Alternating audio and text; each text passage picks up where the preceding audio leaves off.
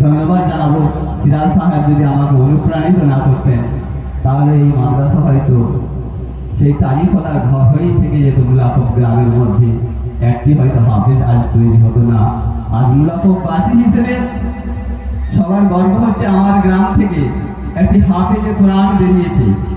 শুনে বুক ভরে যাচ্ছে হয়তো সবাই আমার মামুনদের, আমার এলাকাবাসীদের, যে আমার গ্রাম থেকে একটা হাফেজে কোরআন তার আত্মীয় স্বজন মুরব্বিয়ান এসেছে, নিয়ে যাবেন। আজকে হয়তো বিদায় আমরা জানাবো।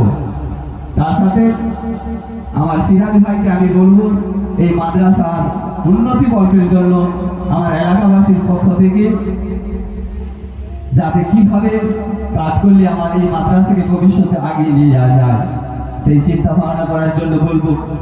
আর আমি নগণ্য আহমদুল্লাহ, আমার কাজের মধ্যে অনেক ভুল হয়েছে, ভ্রান্তি হয়েছে, অনেকে দুঃখ পেয়েছে, প্লিজ ভুলে ক্ষমা করবেন।